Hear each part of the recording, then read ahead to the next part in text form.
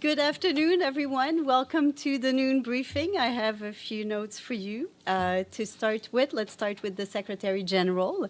As we speak, the Secretary General is on his way to Montreal's Biosphere. This is a museum dedicated to the environment in Montreal, and where he will be meeting with Prime Minister Justin Trudeau. He will travel back to New York later this evening.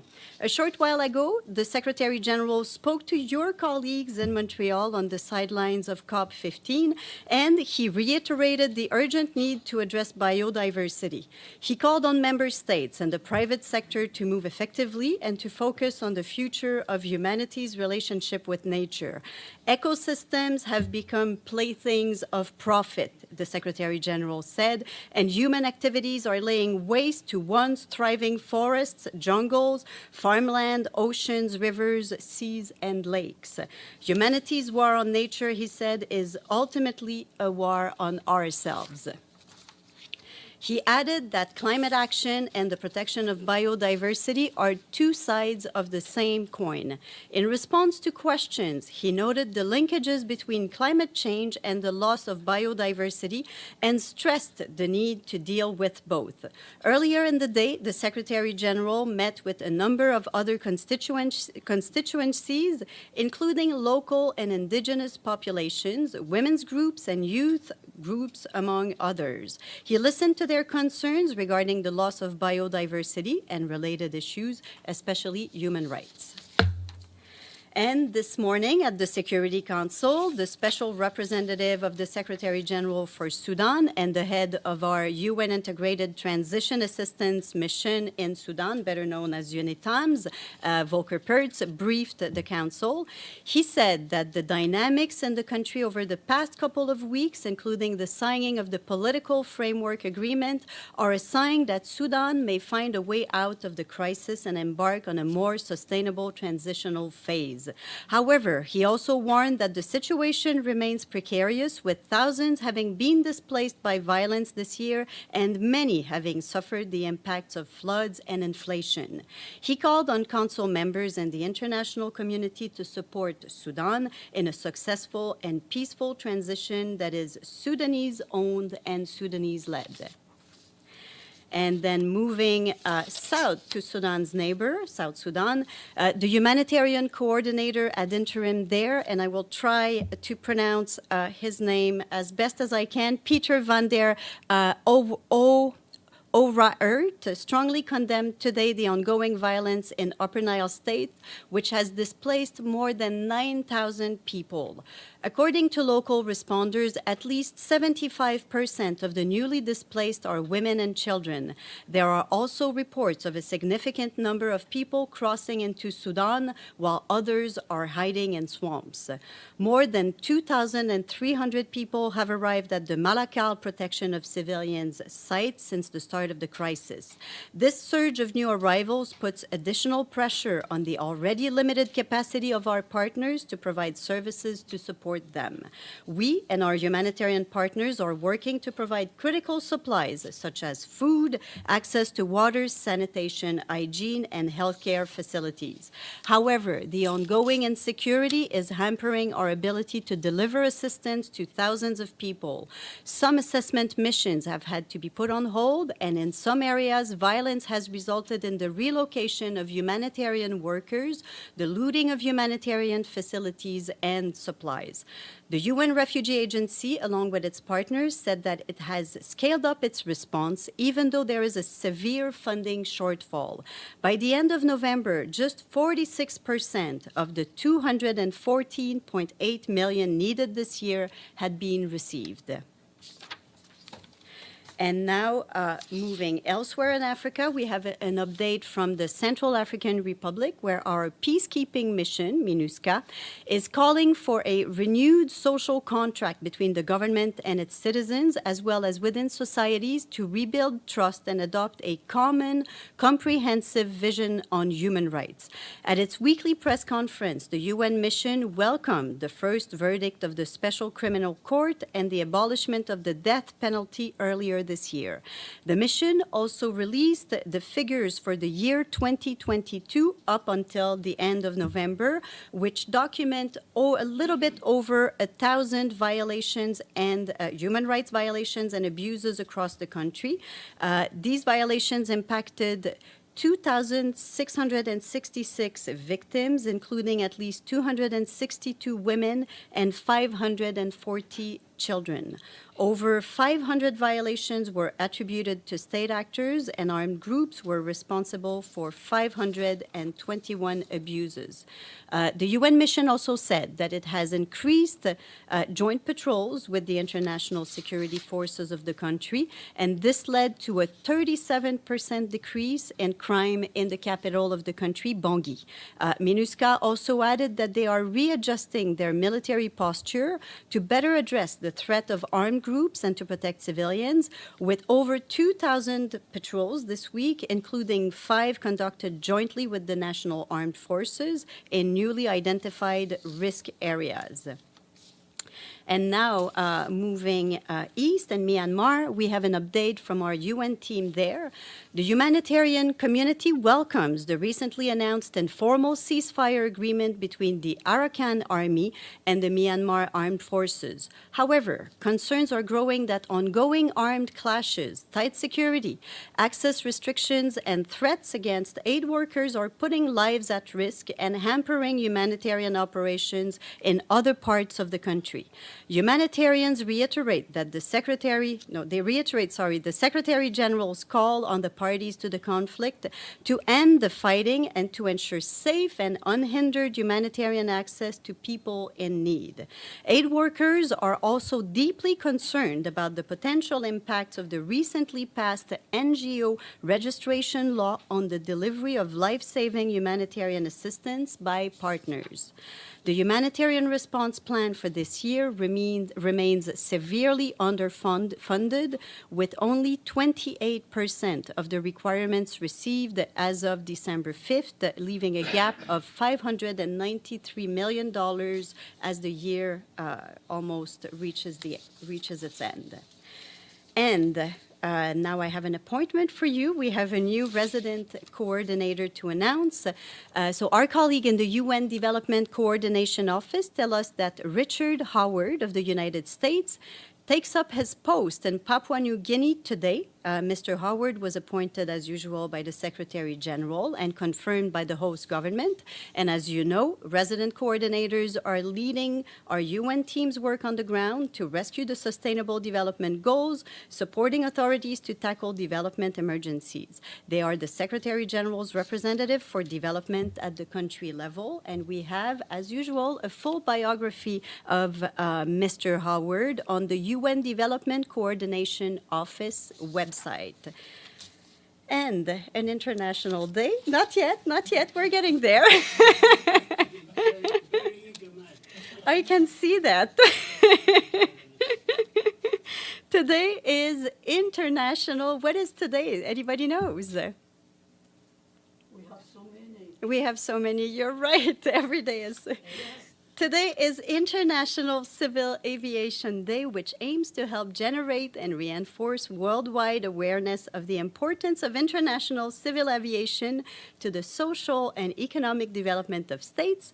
It also highlights the unique role of the International Civil Aviation Organization in helping states to cooperate and realize a truly global rapid transit network at the service of all mankind. And one final note, tomorrow we have a guest. So tomorrow we will be joined by Ulrika Richardson, whom by now many of you know very well. She is the UN Resident and Humanitarian Coordinator in Haiti. And so she will be here to provide an update on the situation there. She will be here in person this time. And she will provide an update on the humanitarian situation in the country. And finally, as you know, we had expected Martin Griffiths to be with us today, but unfortunately he was not able to join us in the end. So we are in touch with his office as usual, and we hope to bring him to you because I know that this was a briefing that was expected by many of you. So we're in touch with his office to bring him to you later on. Lots of questions. I think you were so eager. Go Thank ahead. you. Hopefully, I have a good answer for you. Well, I doubt, but thank you. That's a good start. Thank you for the briefing. I have a quick question and need clarification on the situation in Yemen, in Hodeidah. There were reports that a convoy that was having high brass from the UN mission to support the Hodeidah agreement, UNMA, that had exploded the armored car for the military commander, General Michael Beery, in Hodeidah. First, this happened in the early hours of Monday, and today is Wednesday. I have not seen any statement came from the UN or from the Secretary General in this regard. So accordingly, I'm asking what's the reason for this such prolonged time to do it. Second, how does the Secretary General feels about the stalemate and continuation of a pattern of exacerbated violence and terrorism, even against the UN personnel? So here's what I have on this incident. I have it as of yesterday. So what I have is that on December 6th, an armored vehicle from the UN mission to support the Hodeidah agreement carrying senior UN officials struck what was assessed as a landmine during a field visit in Al-Hali district of Hodeidah. So no one in the vehicle or in the accompanying convoy was hurt in the incident. As you know, Yemen is unfortunately heavily contaminated with explosive remnants of war, which causes a significant and daily toll on civilians, including, of course, women and children. We reiterate our call on all the parties in Yemen to intensify mine action efforts to address the threat posed by explosive remnants of war across the country. Follow up, please. Since the explosion happened not through an IAD but through a landmine, does this send any indication or message within the Mine Action Service community about the situation and its evolvement to what we are seeing these days? So I think our colleagues, as I said, we really we're calling on Yemen authorities to really intensify mine action. Our colleagues are also involved on the ground and supporting in any way they can to help improve security and to help improve access for our operations and, of course, for the very important delivery of humanitarian assistance in Yemen, where, as we all know, it's extremely needed. And what does the Secretary General feels right now? That there is a path for success still looming? So our special envoy continues intense negotiations and work, and work continues there, and we hope that, of course, that there's a chance to resume the truce there. Yeah, Talal. Thank you very, very much, Stephanie. You are very short on details, and I understand your way, but we have full details of this attack, or shall I say, explosion, from our sources on the convoy. There were 3 convoy cars, 3 armored cars. One carried the deputy head of mission, Vivian Van de Peer. The second one was the commander of the mission, General Michael Beery. And the third carried Eileen Cohen, who is the director of the UN Mine Services. There were also cars accompanying this convoy from the Houthis authorities in Hodeidah. All these cars from the Houthis passed over the mine and it did not explode. The car of Van de Beer, the deputy head of mission, passed over the mine. It did not explode. When the second car for the head of mission, Major General Beery, went over it, it did explode. Now, you might believe in coincidence and luck, but I'm cynical about that. I know other diplomats told me that they have no evidence that it was a targeted attack. Yet, do you really believe in coincidence to this extent to think that this was pure chance and that this mine just exploded because it shifted its place from the other mines? Because UNMHA sent an expert, one of their mines division, to explore and to test the mine, the explosion site, and he found out that this mine has moved. It wasn't in the same line of the other mines. There are other mines in this road. So these are information which are not related to us, and we have to dig our sources to find out. The culprits who are planting the mines is known to all of us on this road. It's not a secret who is spreading the mines in Yemen and also in territorial water of Yemen and even international waters. Can you please tell us what action is being taken? I know we didn't have a statement from you for 1 day and 9 hours since the attack. Yeah. It wasn't there at noon yesterday. But can you tell us what action are you now expecting? And will the Houthis, who's delivered, by the way, the exploded cars back to UNMHA this morning, today, they delivered it back to UNMHA. But what can we expect? Or we just go gloss over it as we did with the attacks on the boats and on the 2 Yemeni ports? How much do we treat the Houthis with kid gloves? Till when? So the details that I had on this incident, and I see that you've been looking at this very closely. So the details that I had are those that I've shared, including our call on the parties in Yemen to intensify mine action efforts. I can ask for more information and get back to you. Please do, because these are no secrets. No, absolutely. People on the convoy. Yeah. 1 second, I'm still. People on the convoy are aware of these facts, and they are spreading like wildfire everywhere, and the UN is not coming forward to us with information which is readily available in the region. Thank you. Thank you. Celia. Well, I'm going to talk about Africa. You're going to talk about Africa? Yes.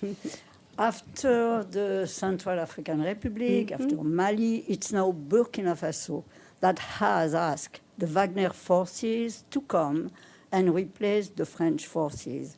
Is the Secretary General concerned about it? And what can be done, on the side of the UN?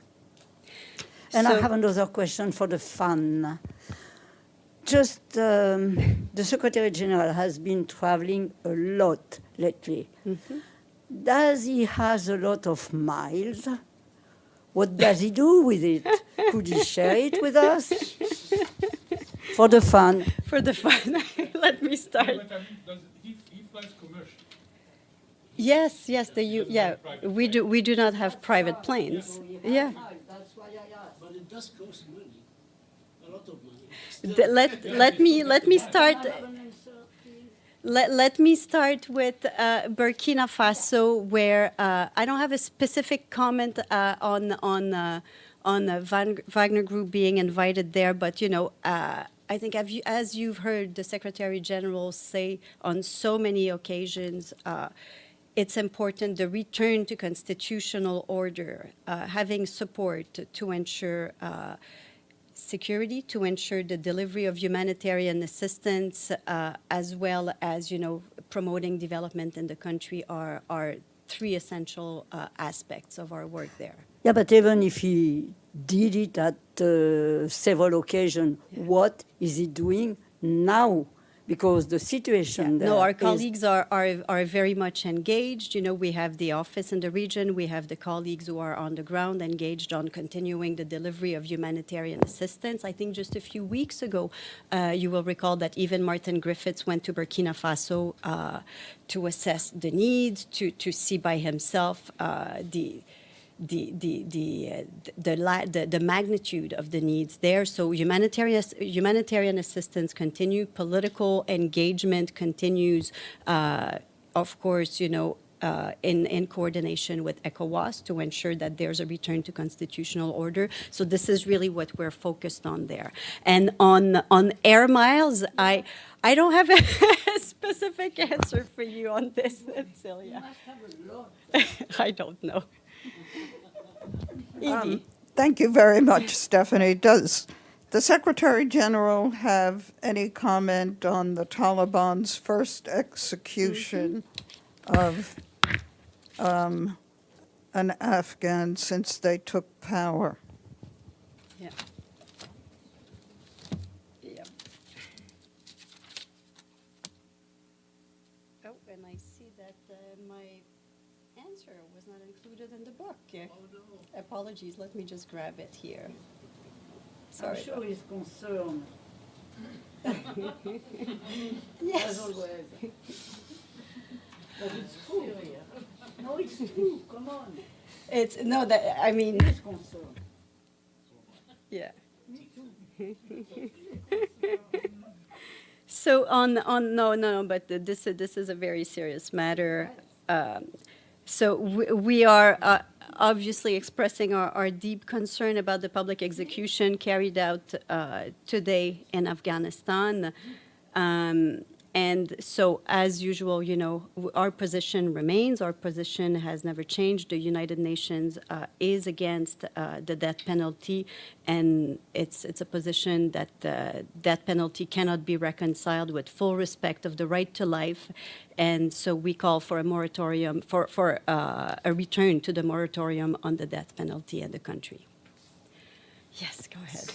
Thank you so much. I have two questions on two topics. The first one is, in the past few weeks, Iran has been threatening to start a ground operation into Iraqi territory, basically an invasion of Iraqi territory, given the long history of war, 8 years between Iran and Iraq. Do you have anything as a spokesperson for the United Nations to say about this alarming threat? And well, I will give you a chance to answer if you don't mind. Then I will answer ask my second question.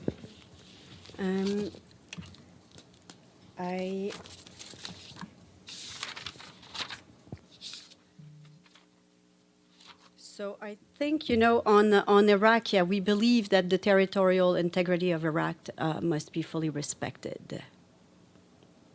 But this is not about territorial integrity. It's about a neighboring country trying to take over certain territory in Kurdistan region of Iraq. And it's not about just the unity of it. It's basically, they say we will start a military operation anytime soon. Yeah, but I think it goes back to this. I think, the territorial integrity of Iraq, of countries, must be respected. I think that's the comment that I have for you on this today. Do you have any message for the Iranians from Secretary General? Yeah. Oh, Celia. Yes. So, moving on, my second question is about the Syria. The Turkey, according to regional media, Qatari media sources, has been told them that Turkey has given United States and Russia a deadline to start a military operation in northeast Syria. Any reaction to this new development? I don't think that I do have a specific comment on this for you. I've seen the reports. Let me get back to you on this one, okay? Okay. Another one related to that, if you don't mind. So there's something happening on the ground, and NGOs are very concerned about it, which is Turkey seems to be preparing to, after the operation, to move hundreds of thousands of Syrian refugees to Kurdish areas inside Syria. And the purpose of this, and I quote the president of Turkey, Erdogan, he says, those areas are not suitable for Kurds to live in. It's more suitable for Arabs. So this is basically, according to those NGOs, an attempt of ethnic cleansing and using Syrian refugees in that way. What is your reaction to this? And does the UN and OCHA has any information about this on the ground, on the borders? We do not have first-hand information on this, so yeah. I don't have any first-hand information on this, so I would not comment on reports on this. Can you get me information from I you? will on try Shakar? to, yes, Thank absolutely. you. Yes, Alan. Thank you so much, Stephanie. I have a question on Ukraine, please. Today, UNICEF called to remove all personal data of minors from so-called website Mirotvorets.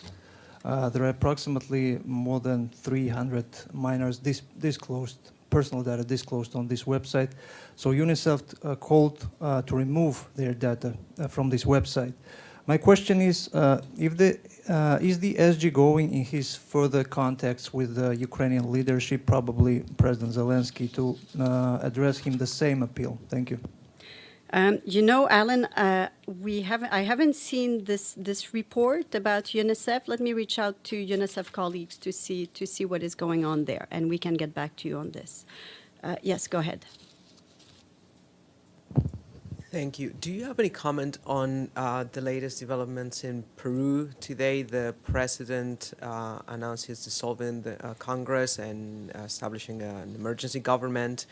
Some members of his own government are calling this a coup. Yeah. So we have seen the reports just as you do, and I will have something to you a little bit later today, which we'll share with everybody. This happened literally just a few minutes before the briefing, so we. Yes, Evelyn. Thank you, sir. On the CAR, there have been press reports that Wagner Group is now stealing diamonds. Is that something that's come to your attention? Do you have anything more on it? Yeah. I think, it's press reports that we have seen, just like you. Our colleagues on the ground are working to support the government for security and development. I will not have a specific comment on this, on these reports. Yes, Taral. A follow-up in Syria. I don't know if I missed it, but have you appointed a humanitarian coordinator, resident on the ground in Syria, or are you still looking into that? I think the new one, not yet. Not yet. All right. Yes.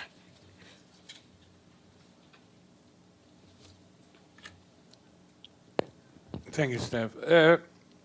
With regard to the transparency in the United Nations system in general, I know the Secretary General spoke many times about the need for transparency, not only in the Secretariat, but across the UN system.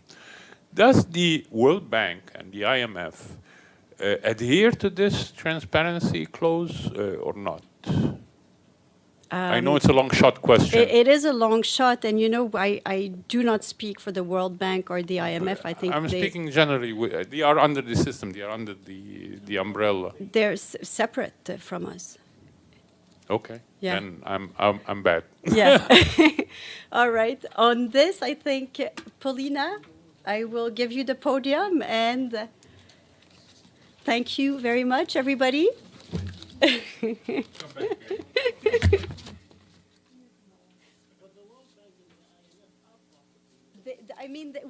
We don't speak for them on the, yeah, I don't speak for the, yeah.